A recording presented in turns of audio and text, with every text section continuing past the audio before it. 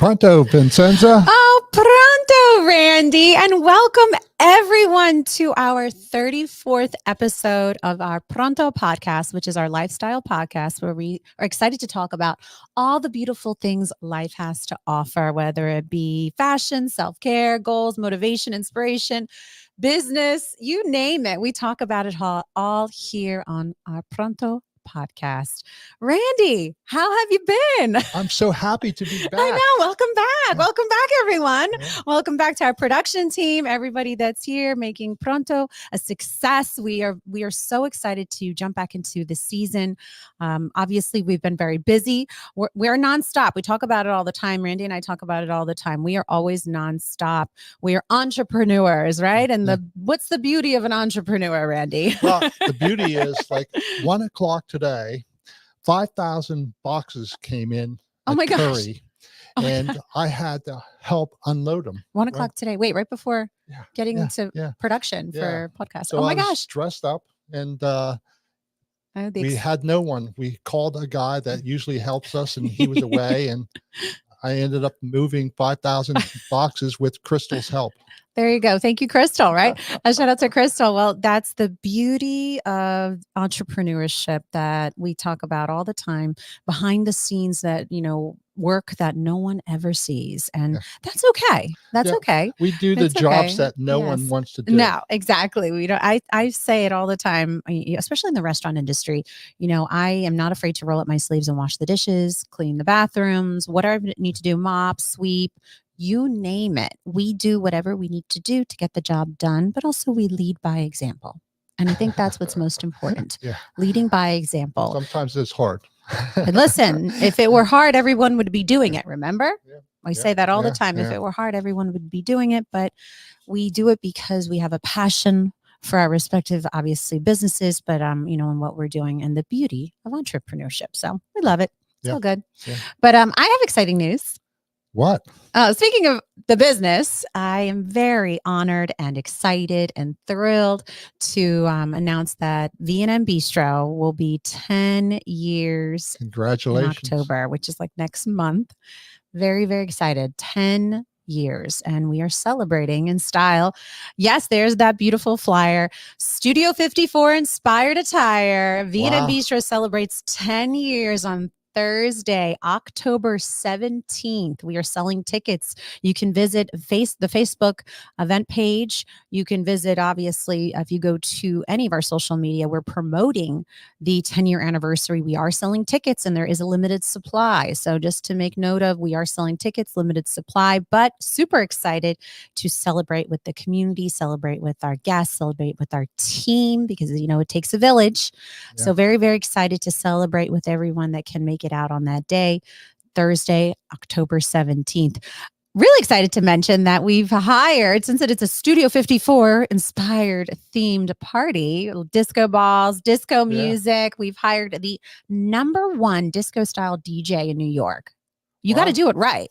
I mean, think about it. The disco era was hot in New York, especially Brooklyn, New York, in the city. So listen, I happen to know a few people, but a shout out to my aunt, Bernadette, from Brooklyn, New York. She's very, very good friends with DJ Anthony Marcelli. He is the #1 disco style DJ. And if you're going to have a disco style party, go to the best, right?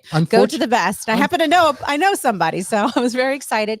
He will be joining us that night and we will be dancing the night away, disco themed. Unfortunately, Puffy Combs won't make it. Right? No.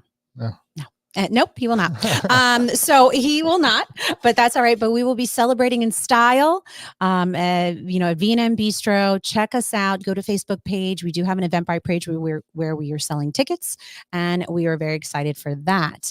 Another night that I love to celebrate, love to introduce. We just started doing this, a late night happy hour at V&M Bistro, and it's called Lo-Fi Night. So it's more of take on low key house vibes. It's not a DJ dance party. We do have a DJ. His name is DJ Alex Sack, and he's a dear friend of mine who happens to be the music director for the Miss Delaware USA and Miss Delaware Teen USA productions. So he has been on my team for 4 years for the pageant production itself every year.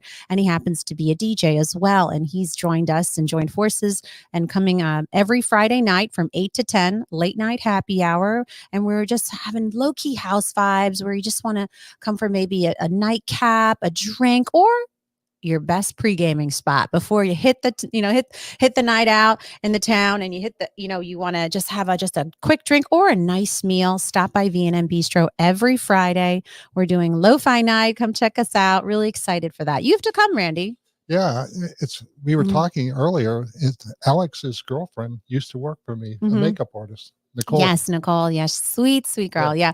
Yep. She joined us on our first lo-fi night. We're really excited about it. But come check us out. Yeah. My sister is just the master mixologist behind the bar, introducing all these incredible drinks and cocktails. She has the toasted marshmallow espresso martini. So if you are an espresso martini drinker, you have to try the toasted marshmallow espresso martini. It's out of this world. Perfect for the fall season, especially. But she has just a variety of cocktails. She's handcrafted, and we are offering, yes, throughout the week, but we have an exclusive drink menu for lo-fi night. So if you want the exclusive drink menu that she's offering, these handcrafted cocktails, come check us out. Just visit vmbistro.com to locate us, or just go to all of our social media platforms at vmbistro and check us out. Yeah, really I saw pictures on Instagram, and she's an artist. Like the drinks look beautiful. Actually, she's a scientist. She's in the lab cooking up some drinks. She's just see her whole setup. I call her a mastermind scientist working up these cocktails, and it's really cool. And I have the very difficult job of testing them all. It's actually quite complicated and difficult sometimes, because after you test like 4 or 5, you're drunk. So you have to stop. And I am not a big drinker, and I have a low tolerance. So I literally have to sip. But she's very good at what she does, and I admire that, and I respect her passion. And we always joke, my sister and I, we always joke, she makes it, I market it. And that's how this works. V&M Bistro. Come check us out.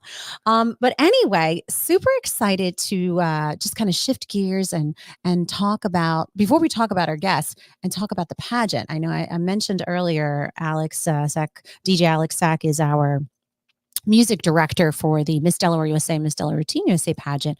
But I'm really excited to share with everyone that we announced the date for the 2025 Miss Delaware USA and Miss Delaware Teen USA pageant. Mark your calendar, Randy. Yeah. March 30th, 2025. Better, because it's not your birthday weekend. I know. It's not your birthday weekend. I was Easter is the way it's set up on the calendar. It's a little bit later in April. So I had to go before the holiday, and I didn't want to mess with the holiday season.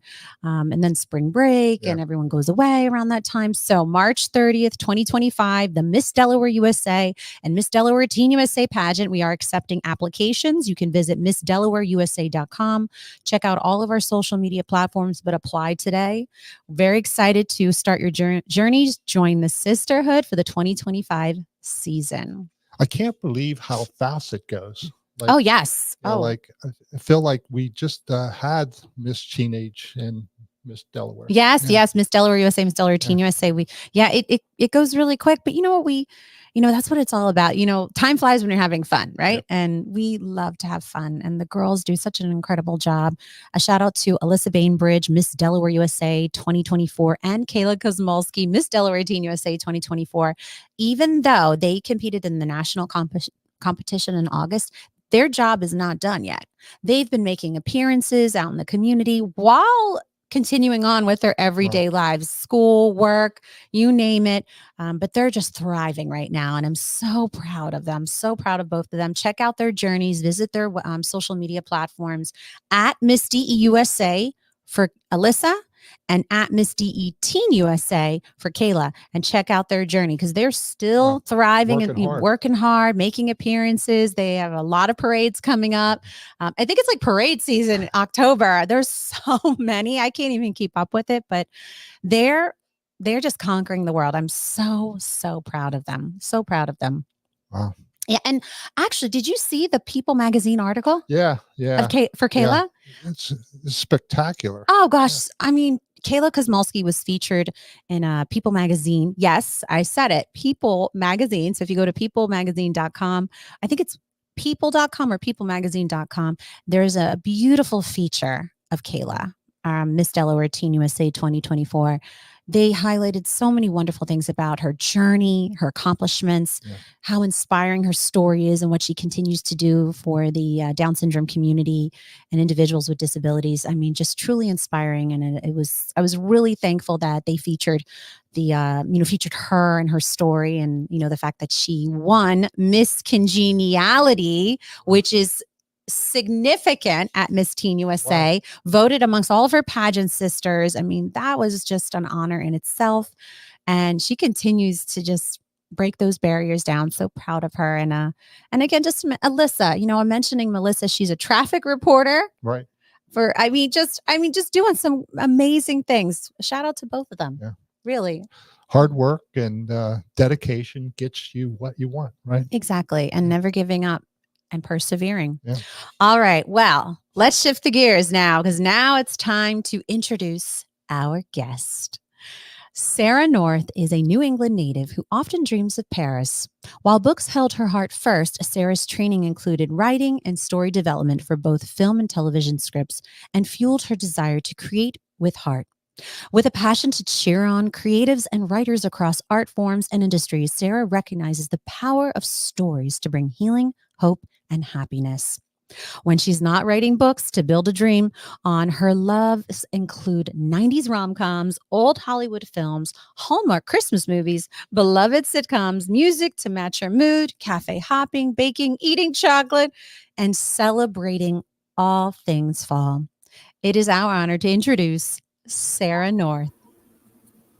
Hi, Sara. Hello. Hi. How are you? I'm doing so well. Thank you so much for having me. So excited. Oh, it was our absolute pleasure. Welcome to our Pronto podcast. And we are just so excited to share your story, share who you are. And, I know that from what I've learned that you have a special connection to Randy, which I think is so great. We should share that with our viewers and listeners. So tell us, how did you go from, I guess, working at the front desk? Is that right, Randy? Yeah. Front Salon desk coordinator. There you go. Salon coordinator. 2014. Okay, to screenwriting. So tell us a little bit about that, the history and the transition, if you don't mind. Yeah, no problem. So it is so good to see you again, Randy. Thank you so much. It's just a gift to reconnect today. I am so grateful for my time at Curry. It came during a season where I had actually moved back. There's a photo. Yeah, it came during a season when I had actually moved to be closer to my mother, who was having some health issues at the time. And so during that season when I was at Curry, it just felt like a time where I needed to kind of dream again, or keep dreaming. And I had kept seeing writing's kind of been this thing that I have loved, and books and movies and film my whole life. And I kept seeing it in film. And I was like, okay, I need to learn how to do this, because I'm just kind of the type of person, like, if I don't know, I want to find out and have the tools available to me to do the things that I have in my heart to do. So I ended up going to get my MFA in writing for stage and screen. And that was where we wrote stage plays, screenplays, but I got introduced to television scripts and very much fell in love right from the start. I was writing television dramas, ended up meeting someone and having a mentor who worked with Aaron Spelling. Her name is Jen Grisanti. She's incredible, and kind of took me in to kind of learn story development and in film and television. And so I ended up moving to LA and that was just an incredible journey. Hard when you're following things and getting into new industries and trying to figure all that out. But it was really valuable for me. And so I was out there and started working actually with writers, got to be assisting in what at the time was NBC's writing program, got to be on a lot of the lots, ended up working on The Voice in production for a while. Oh, that's and really yeah, so it was just a very exciting time, but also really challenging. And I remember I was there during COVID, actually. And so very challenging time. And I kept feeling the pull to come back east, which to me didn't quite make sense. I was just kind of like, how does this work if I'm seeing traction on the things that I was trying to pursue and following my dreams, but really just couldn't deny it. And so I ended up moving back east. And really the work has been to keep my heart soft and to not become a jaded creative. That was kind of like the thing in my heart to do. And during COVID, I had kind of returned to reading hundreds of books and just doing all the things. And so I had this passion for screenwriting and television writing, but also books. And I had written a book like years ago, and it was fantasy, and I never did anything with it. And then I ended up writing a poetry book. And so still had this kind of idea, and I ended up having this rom-com idea. And for me, that was kind of strange because I was writing television dramas and working with, all these things. So I was like, okay, this is interesting. But all I can say is there was this grit and determination to just finish the book and to kind of get it out in the world. I was like, I didn't want to wait. We can't often like control outcomes, but we can control kind of who we are in the process and what that looks like. And so I just decided, I was like, okay, I don't know how to do this. I don't know how to publish. I don't know anything about this, but we're going to do it and get it out in the world. And so I did. And that was my first book last fall, and then another one earlier this year. So I am just on this journey. Yes.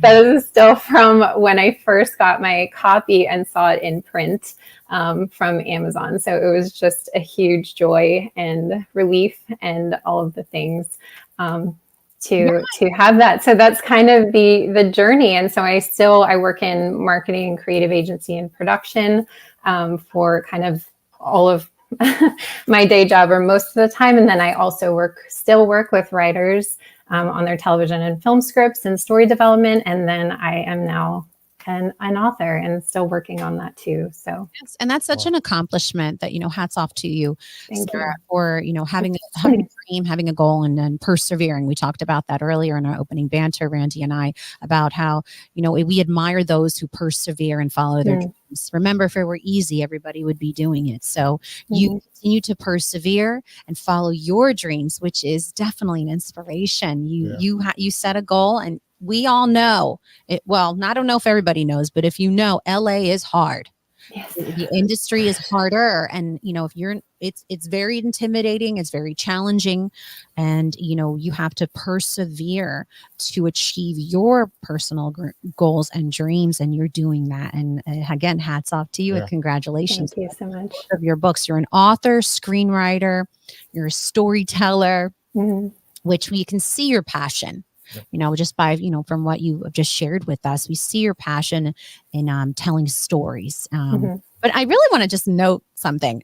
Tell us about The Voice. That must have been a experience. You said you were on the production team for The Voice. Yeah, I mean, it sounds so glamorous. I worked with a lot of the contestants and behind the scenes, and it was wonderful. And it's just, anytime you get to be on a lot, there's nothing like it to me, especially if you love stories and films. So I was on the lot in Universal Studio City. And so it's pretty incredible. There's some of just behind the scenes where you see all of these pieces that you've seen from movies, iconic movies and television shows. And you get to be around and know where Jimmy Stewart was and all of these different just iconic television and film stories that were told, and you get to kind of walk around it. And so there are just, there's things about LA that you can't really experience, I feel like, elsewhere, but some of my favorite places in the world are still on the set. But it was very exciting, and to meet those people there who had these big dreams and were trying to pursue them and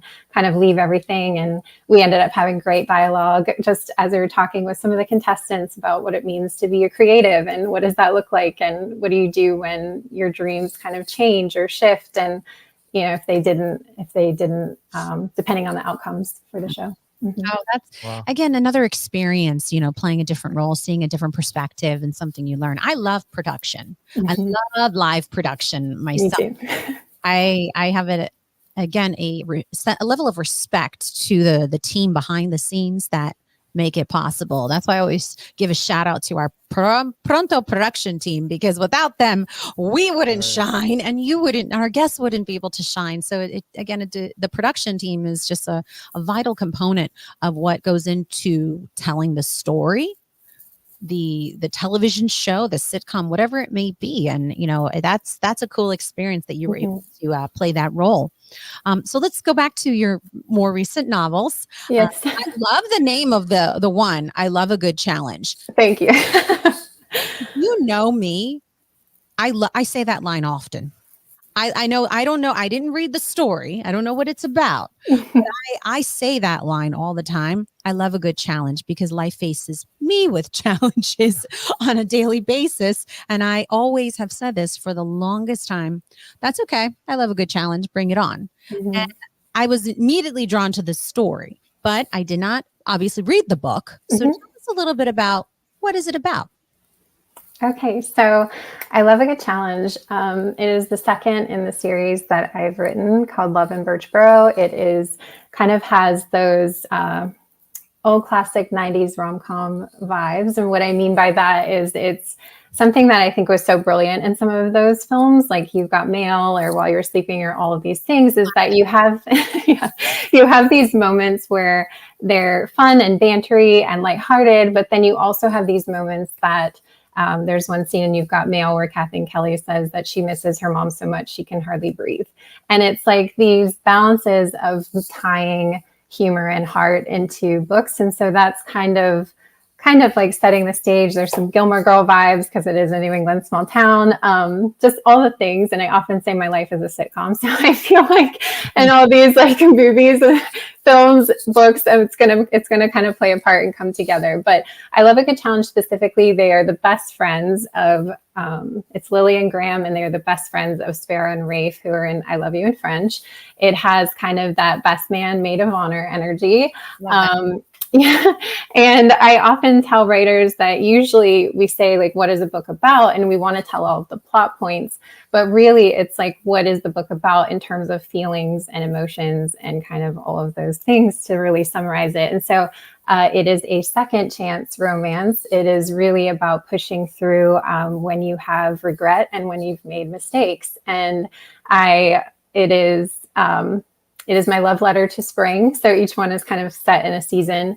And what I'll say about it too is that I've kind of written books that I felt like I needed in different times of my life. And these two would be most recent, but it really is about that steady kind of love, the kind that kind of has that grit and that tenacity to keep going and to weather the storm. So that is I Love a Good Challenge. The title is because they end up bantering the characters in the beginning, and the lead character Graham says I love a good challenge, and it's kind of their thing. And then they go through a series of challenges through the wedding and all of those things to kind of get to the other side of it and see who's going to win. It does remind me of a good Hallmark movie. I don't know. I know that you love Hallmark movies. Yeah. I never got into the Hallmark movies until my mom started really getting into them. And she's like, watch this movie. And I was hooked, especially around the holidays. I was like, oh my God. Next level. The next level. How did I get this? But it's just so joyous and so happy. And you're like, I just want to watch happiness because it's a feel good movie. And sometimes you just need that when the chaos around your real life, or the real world and your real life, you just need that to watch joy. And that's what I think of Hallmark movies. So happy endings. Yes, right. Yes. Exactly. So tell us, Sarah, what's your favorite love story? Like favorite movie, love story, rom-com? What's your favorite one? I know that must be a hard question because there's so many good ones. No, my favorite rom-com is While You Were Sleeping. It's with Sandra Bullock and Bill Pullman. Good one. Good one. That's my absolute favorite. I think it's pretty much perfection, and the dialogue I can embarrassingly quote it. So it's like a thing with my friends. I would definitely say that is my favorite, and then followed by probably You've Got Mail and Sleepless in Seattle. So good classics. Classics. If you haven't seen those movies, you need to put them on your to-do list because those are classic love stories. So I really do love rom-coms and whatnot. But so tell us a little bit more about how important it is for creatives and talent to pursue their dreams. I mean, you are a perfect example of someone who did that, and you stepped out of your comfort zone. Tell us the importance of, why do you feel it's important to pursue your dream as a creative? Yeah, I do believe that we're all creative. And I think that that's something that it actually makes me really sad when people say like, oh, I'm not creative. And I think just as humans, we're supposed to be creating things, and we do create things, whether we're intentional about it or not is something different. But storytelling to me is kind of the currency of living. It is how we relate to each other. It's how we have empathy for each other. It's just all of those things. And so I think when I started, I didn't quite have the confidence to pursue my dreams, if I'm being honest. Like when I was in undergrad, and even why I started a book years ago and didn't finish it, is because I just didn't have the confidence I wanted to, but it was something about it that I just felt like, I don't want to say imposter syndrome, but kind of that feeling of like, can I actually put it out in the world? Am I okay with that?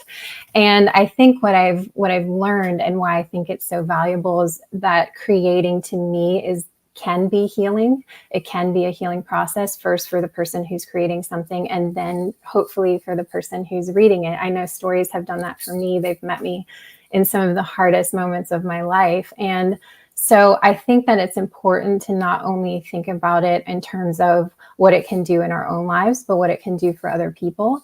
And no matter what it is, I mean, even with storytelling and storyboarding, I've seen that work across, whether it's companies for Fortune 1 in 500 companies, or if it's something that it's like businesses, it's storytelling and storyboarding is a part of everything that we do.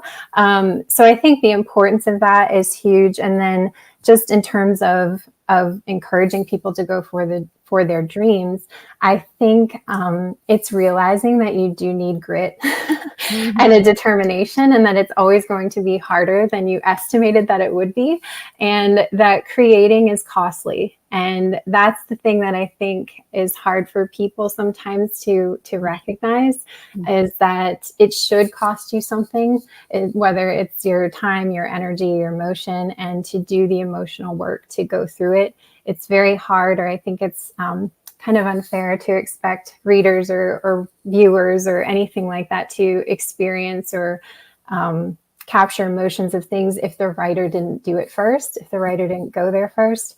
And so I would just say, like, for the importance wise, there's so much more at stake. It's kind of a ripple effect of when we put something into the world, somebody else responds, and that just keeps going. And so it's having that, but I understand too, like when you're in it, it's very hard to see that. And so it's so important to have community and people who believe and speak into you. And I've had people, when I wasn't writing, just say, I see this in you, and keep going. It's so critical to have those people that we trust. And I think too, it's been realizing, and I say this to the writers, and I have to remind myself that I can't always control the outcome.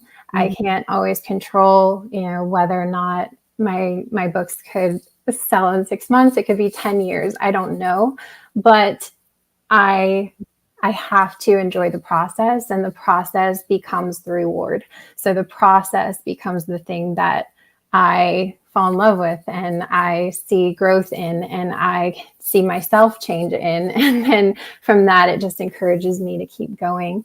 So I would say, like, in terms of importance of dreams, it's critical. And if you feel a call to it, there's a book called Letters to a Young Poet, and in it talks about how, like, if you feel the call to write, but it could really be anything, if you feel the call to write and you hear it, in the quiet moments, and you answer that and say, I must do it, you have to build your life according to what is, your heart is telling you to do. And I think that's critical too, of where if you really believe in something and you really have a dream in something, it's really shaping your life to kind of match that dream and to tie everything to it. And even something that I've been really determined to do, not that I'm perfect at it, but since I started, was to not complain about it. So even during the publishing process, to not complain when it gets too hard, and to not complain when I don't understand, because these are the things that I had prayed to be doing,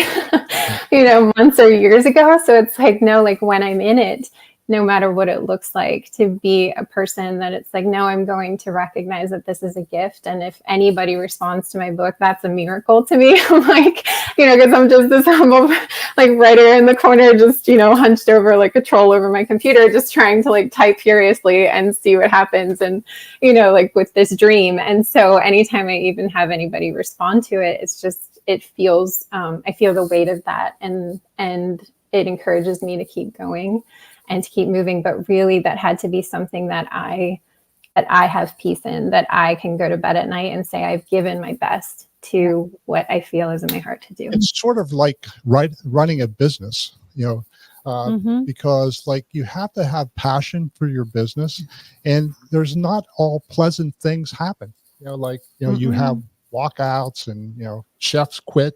Right. It happens. But I think that you highlighted something and mentioned something that I think is really important that we emphasize. You decided that you're not going to complain anymore. And you decided to change that mindset.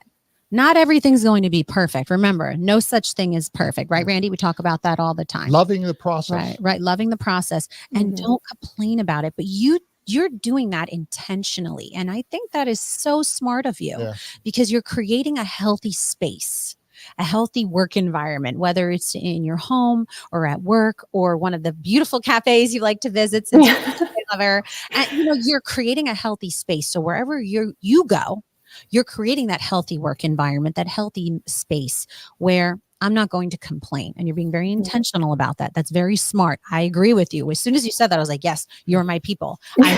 You're speaking my language. It's important to be that way. Grateful for something, or you can choose your attitude. Nothing else, right? Yeah, that's so true. Yeah. So true. And we admire that in you. And thank you for highlighting that.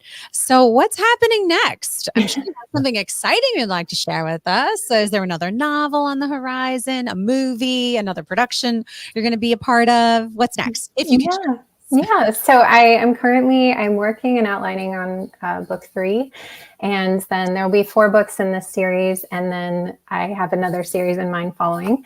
So that's kind of what's coming up. Also on Passion Project is I'm going to attempt to write a made-for-TV movie, because I haven't done that yet. And I'm constantly like, okay, let's keep growing and keep doing all the things to have the tools to be the best writer I can be. So I am currently working on that. And then really it's been a lesson in, I worked so hard and focused so much on writing the books and getting them into the world. And now it's being comfortable promoting them and marketing them, because being an indie author, that's kind of on me to do too. And it's something that I've done for everybody else and not often myself. And so that has been the lesson lately, is learning to grow in that area as well, of like, okay, now that I know that I can do this, how do I do it in such a way that, it's the whole facet of, to Randy's point, the business of doing these things. So that's where I feel like I'm really growing in next. And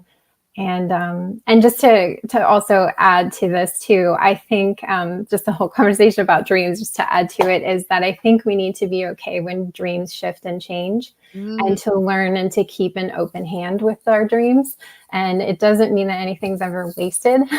I think that's the thing that I've learned too. But even with writing books or rom-com, I thought I'd be writing fantasy. And this has been the thing that has truly changed me as a person and has opened incredible doors just for me to be encouraged as a writer. And so that's what I'm looking forward to in the future, just continuing to do this. I am so passionate about storytelling and writing. I want to keep supporting writers in any way I can in television and film. I still have a dream to have one of my scripts produced or made one day, and then continue to write. It will happen. Yeah. Thank you. Yes. that for you here on our Pronto podcast. Thank you so much. When it does happen, don't forget about Randy and I. I will not. I will not. I will never forget. A model too, like after the photo shoot you did. Oh, for yes, Curry's, that photo. Yes. Didn't bring that. Oh my goodness, that photo is fire. Yeah. Yes. Fire. Randy did the hair for that one. Yes. Fire. So listen, you're not only beautiful, but you have a beautiful heart, Sarah, and Thank you. talent and a skill set that you will continue to achieve your goals. And we are manifesting. All your dreams will continue to come true. Just don't forget about us when you're famous. Good things happen to good people. And thank you, Randy. Best. Yeah, no, that's so exciting. That's so exciting. I love that you took the risk to move out of this area to go to a place where you needed to pursue that big dream. That's sometimes the hardest thing to do for most people, to move out of their comfort zone, to move away from your family, your friends. That is the hardest thing to do. And sometimes that is the one step that you need to do to achieve your greatest dream. And you're doing it. Remember that you're doing it. Thank you. You are going to continue to climb that ladder of success. I have a question. How does its typical book take to write? Yeah, it truly depends on the writer. I have a lot of writer friends who sometimes they can do it, or what else is going on in your life, I should say too. It can be months, it can be years. I had the idea for my first book, I Love You in French, it must have been about 2 years ago now. And then started it in the summer of 1 year, took a break. And then, so I would probably say like that one probably took me 6 to 7 months. My second book, it took me 4. And I was working full time and doing it and still doing all the things that I do with screenwriting and television writers. But I just was so determined to get it out in the world that was something where I just kind of was all in, late nights, early mornings, all the things. That one was super hard for me. It felt much more vulnerable, and surprisingly, or not surprisingly, that one has been the one where I feel like people respond more. But I've learned that I need to keep doing it afraid. And that's the thing, because it's the fear doesn't go away. I don't think. And so, so the trick is like to just keep writing even when you're afraid, because otherwise I won't do it, So yes, that's it. I've heard of that before. Someone has shared that advice with me before. Do it afraid. Because that means you still care. That means you still want it. That means it challenges you, right? I love a good challenge. I love a good challenge. Great title of a book, by the way. Thank you. But I appreciate that, and I appreciate you sharing, those honest moments. Those honest moments. Do you visit back on the East Coast at all? Do you ever come back this way and visit? Yeah, so I'm in New Hampshire now. So I'm in New England now. And then occasionally, like the company I work for too is in Philly sometimes for production. So sometimes I'm back and forth. But yeah, so it's just kind of been everywhere right now. Wow, that's exciting. So you do travel. Yes, I do. For filming. Yeah. I think the greatest job is being an author, right? Like, you don't have to leave your home. The books are based on your ideas. And you're like, that's great. I guess I don't know. I kind of like leaving my home. She leaves her home. She goes to cafe hopping, which I want to talk about. Yes. I think it's really, truly great when you can write your ideas and people want to read them. Like, I think that's wonderful. Do you ever have a writer's block? That's a great question. I feel like I used to. I think writers get very afraid of this idea of like, I sit at a page and I can't write anything. And I think because I've been even just studying television, film. I've been writing my whole life. I remember being little, writing chapters and all these things like when I was a kid. But it used to be that I would think I had writer's block. And kind of what I've learned is usually when I hit the page and I don't quite have something to say, it's either that I haven't lived enough yet of the idea that I'm trying to write, or there's an emotion I haven't worked through yet, or there's something that I still need to learn. So it doesn't mean that I'm stuck. It just means that there's other things that need to happen first. And so when I've kind of realized that, then it's helped me to shift to other projects and keep creating. And I think also realizing, there's a scarcity mindset that can happen with creativity where you think like, if I put all of myself into this idea, I'm going to have nothing left at the end of it. And then what happens? And I think that fear sometimes blocks us from actually writing or creating or whatever it is. And so I've had to learn that the more that I actually pour out into something, the more creative I become and the more ideas that come. So it's kind of switching that mindset. And since that, in the past few years, I can honestly say that there hasn't been a writer's block. It's more so the understanding that, okay, something needs to shift or something needs to happen, or I can work on something else until it's time for that idea. Right. And so going back to cafe hopping, I'm assuming that cafe hopping is a part of your secret to your success in being inspired. So that's what I think of, because I'm in the industry of food and hospitality. Mm-hmm. A lot of people connect. Love stories, connections, interactions happen at cafes and coffee shops. So I'm thinking, okay, that's why she loves cafe hopping, to get inspired. I think that's my take on it. Am I going down the right path with this one? Yeah. No, I've worked in different coffee shops. I've had a deep love for coffee, baking, culinary, like the whole thing. So I'm very invested in all of those things. And actually, my books, they're both bakers or chocolatiers, like the main female characters, and so it's like set in a bakery, and so there's all kinds of like things with that. But I agree, I think there are moments and there's spaces for connection, and also I'm more of an introvert unless I really trust you or know you or feel comfortable, mostly. And so it allows me to kind of see stories, to hear them, to get in this space that it's just all the moments of connection, you're exactly right, are kind of happening and unfolding. And I think what it came to realize too is even when you have these moments in cafes or you see people or having connections, is that even with the romance, it can often come off as like, oh, it's fluff, or it's, like something that's like super happy ever afters, they don't really happen, like all of those things. And what I've learned is like, no, but we need these moments of hope, and we need these stories and moments of connection that really do happen in real life. We just sometimes miss them.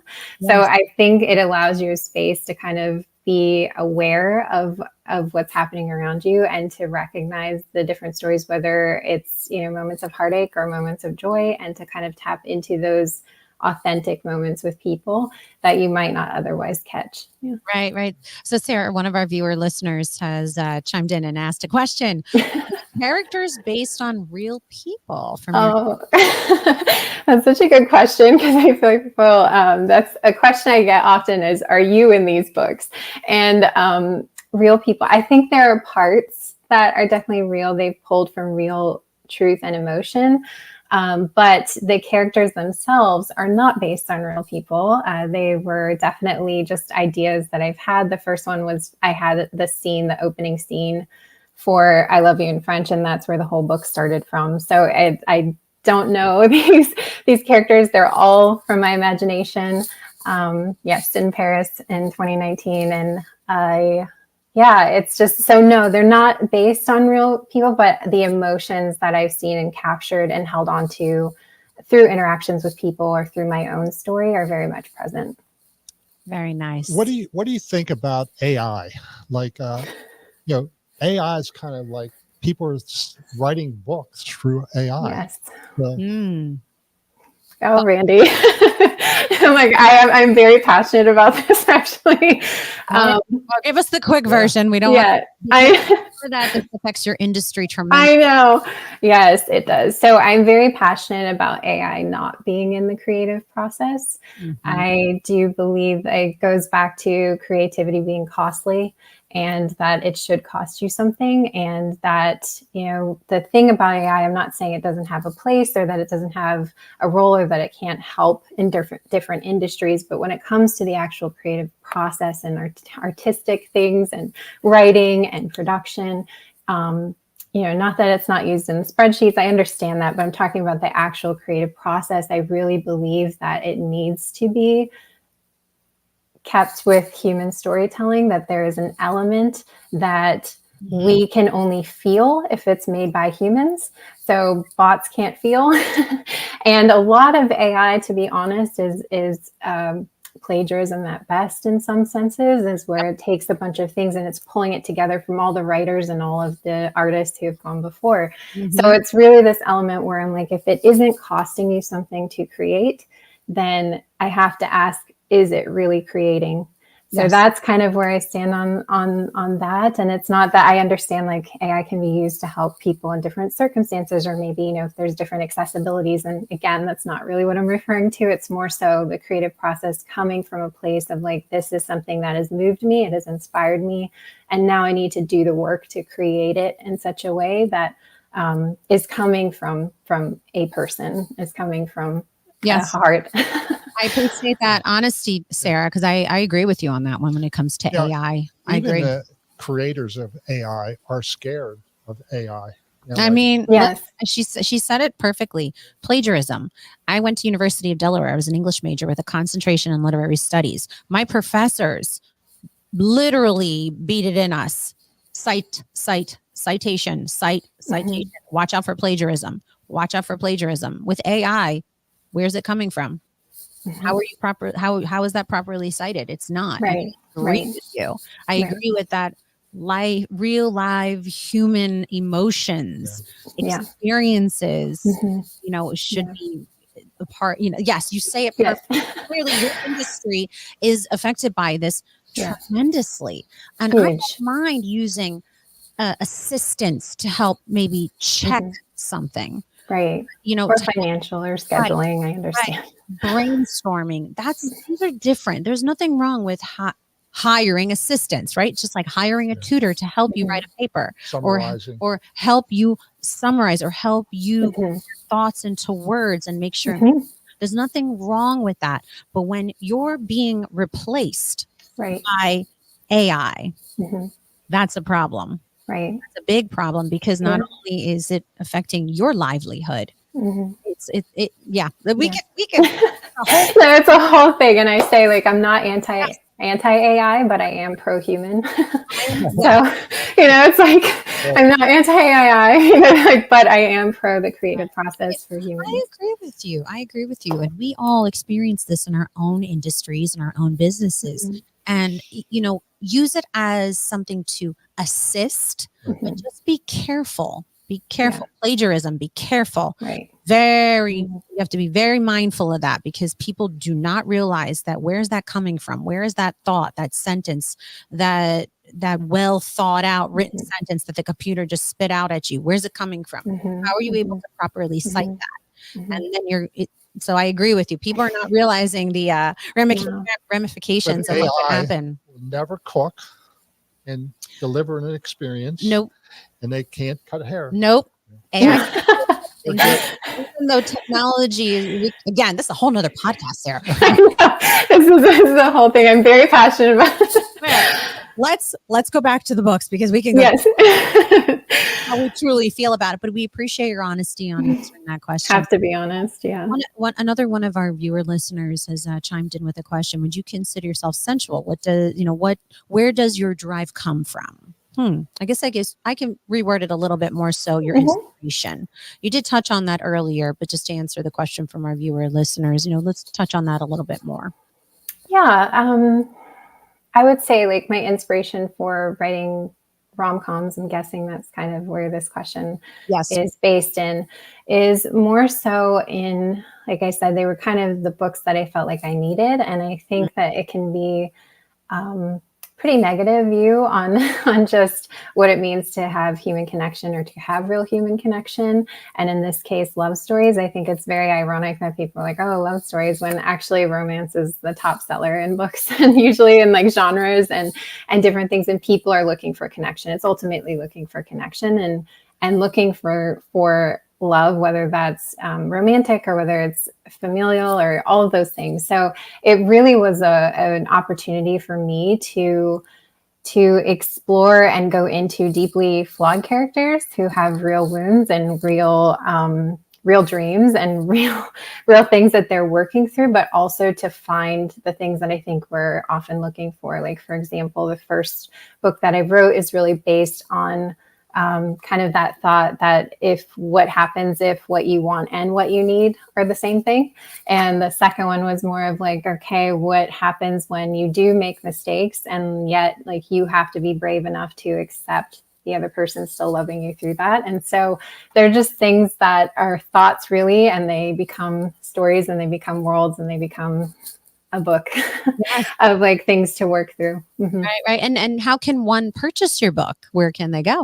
Yeah, so they are currently available on Amazon and also Kindle Unlimited, if that's something that someone has. I have seen them in barnesandnoble.com and a few other places, Rogue, but that's really where they can go. And then soon I'll be working on getting them also up on my website. Excellent. Excellent. So for more information and following Sara's journey, just visit all of her social media platforms, Instagram, Facebook, TikTok, at author Sara North. I know that we did have it on the screen earlier, and we'll get that back out up there at author Sara North.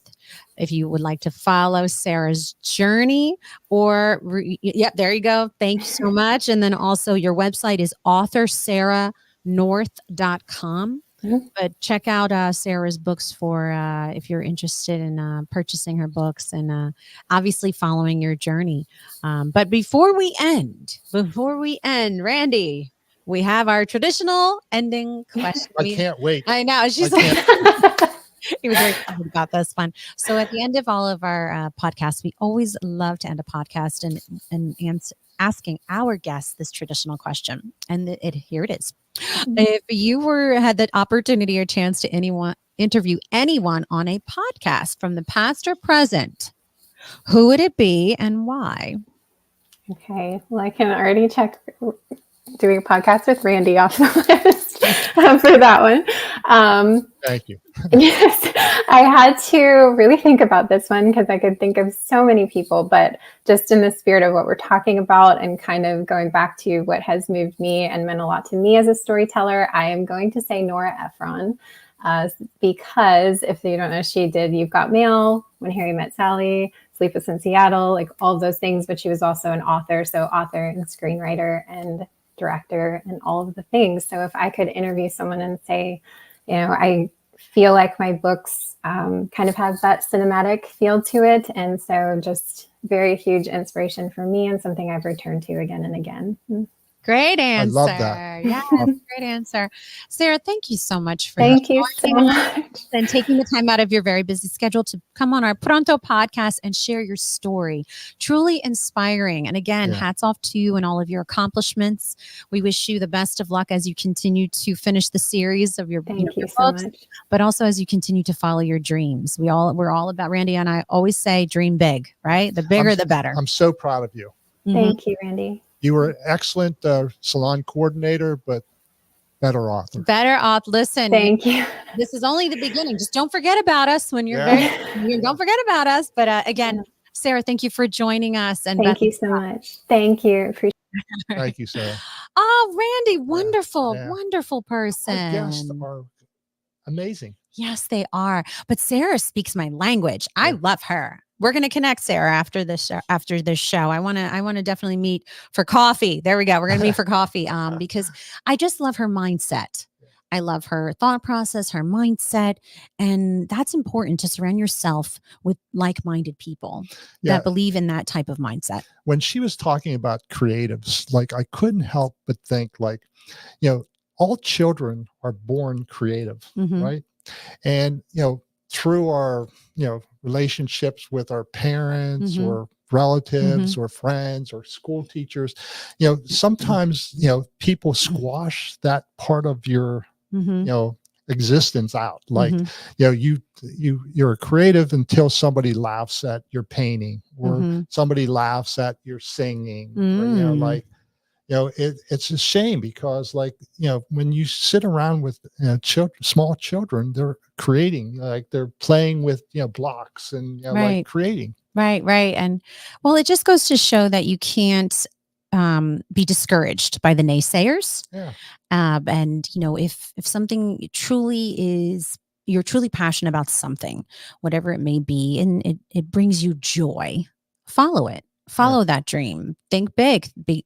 We're all about dreaming big and following your dreams. And Sara is a testament to dreaming big and stepping out of her comfort zone, moving away from her family and friends to follow and pursue her dreams in a very difficult industry, for that matter. If you don't know that industry, it's a very difficult, very complicated, very high stress industry, and it's cutthroat, and it's all about who you know, and you have to work your way there, and to cancel out the noise, especially as a creative and a screenwriter and an author, she has to cancel out that noise to be able to get her thoughts onto the paper.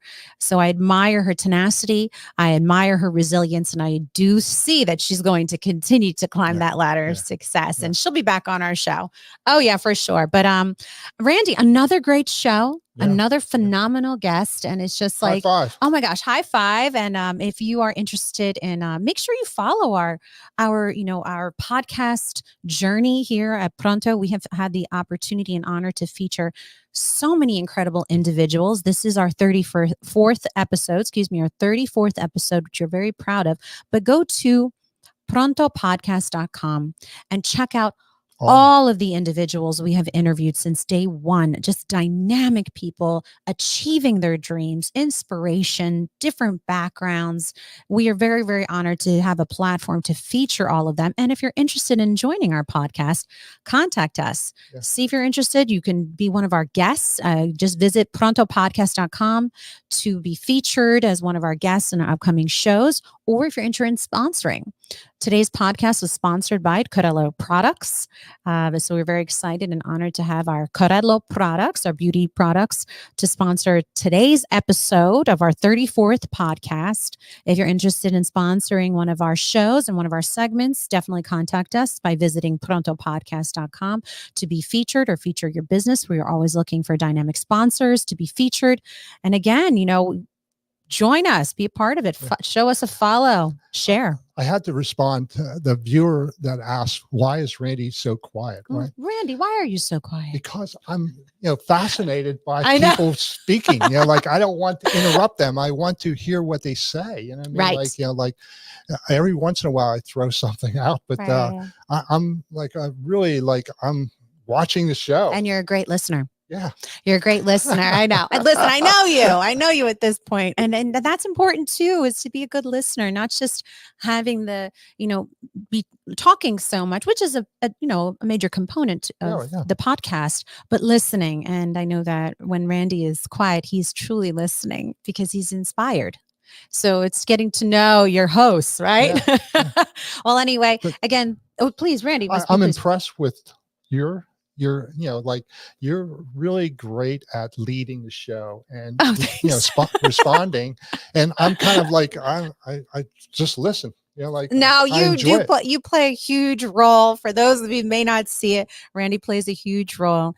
And remember, it takes a village. There's, so many different people, different components that come into creating our Pronto podcast. And it's a great team. Honored to be a part of it, and honored to be by your side. Yeah. So, Randy, thank you again. And thank you everyone for joining us. Again, visit prontopodcast.com. Follow us on all social media platforms as well as podcast platforms. You can listen to past episodes, but again, check us out and thank you for joining us. Pronto, Randy. Pronto, Vincenza.